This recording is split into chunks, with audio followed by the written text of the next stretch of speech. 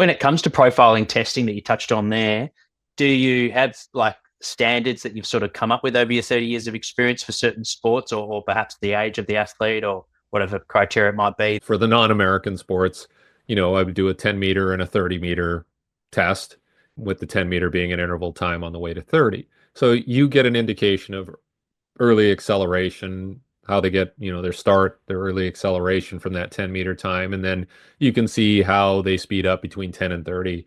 In American football, it would usually be maybe a 10, a 20, and a 40 yard. And you can get enough information from there. I was doing some work with a buddy here, Brian, who works for Vald, and they got the smart speed sensors. And so the numbers come up right away, like on the sensor. So you see it right away. So if somebody runs a 10 meter or 10-yard time and you see what that number is, you pretty much know roughly what the 30 meter or 40-yard time is going to be. Like it correlates pretty well. So if somebody has a poor acceleration, they're probably going to have a poor max velocity reading. Talk us through how you develop the athlete's efficiency, perhaps if the capacity is limited and it's an area of improvement, but you can see a lot of it's coming on how they're actually running. I will typically, if I have the ability, and it's a lot easier now these days, but if I can shoot video of the test session at 120 frames per second minimum, like now I have cameras that can, it's easy to get a camera that shoots 4K 120. When you shoot something in slow motion, as you can see things like tension, like what's the tension in their neck and their traps as they're trying to execute this, how they're hitting the ground and how their arms are swinging through their arm cycle. I think is useful. The video plus the result, what was their time, what was the video, and you put it together, you're like, okay, I can kind of see what the problem is here. They're pushing too hard on the ground. There's too much tension, and that's not necessarily a good thing. How do you explain to them, or maybe sell the message, we could frame it to the athlete, that I actually need you more relaxed to get, and you'll get a better result. You'll move more efficiently and you'll also move faster. Yeah, sometimes it is the visual, so it is the video and like, hey, look at this. And like, oh my goodness, I didn't know I look like that, right? The other part of it is, use the timing equipment to run some trials and you say, okay, I want you to run this one a little easier, like don't push on the ground too much. Think about light, quick, whatever. And then they see the time and the time is better, or sometimes it's equal, which is fine. If the time is the same, look, you executed the same time with less energy. You might use the perceived exertion scale and say, okay, I want you to go 8 out of 10 on this one. Then I want you to go 9 out of 10 and 10 out of 10. Now I want you to go 11 out of 10, right? And their performance goes in the toilet, right? So they understand that it's not about just pure effort.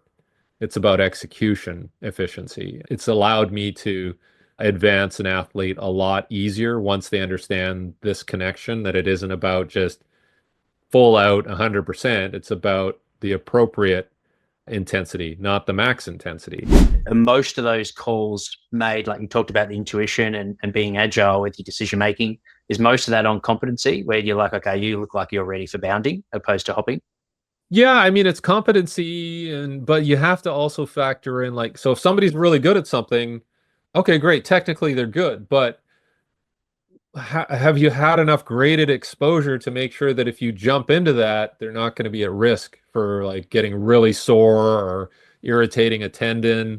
So you have to still be really careful, because somebody could have, exceptional ability and talent and the ability to pick up skills really quickly, but then you still have to come in a little slower and make sure that they're not going to be exposed to undue risk. Because when you go to something like a bound or some higher velocity movement, the risk goes up significantly, right? So what was your accumulation of work to make sure that they're protected and inoculated? Most significant challenges you faced over your career, and what did you sort of learn, or how did you grow as a coach?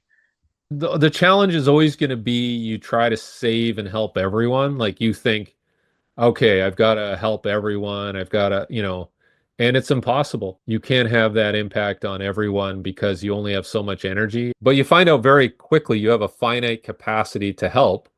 And regardless of how much you keep pushing and how much energy you keep putting into it, there is a point of diminishing returns, and there is a point where it can actually hurt you in terms of your well-being and your mental health. When you've gone through all of this stuff and you look back, you can look at what was most important. It was probably going to be the social relationships you had with coworkers, with athletes, with, and again, if you have a family, like how much time did I spend with my family? There's other aspects to life. And I think you need some people telling you that.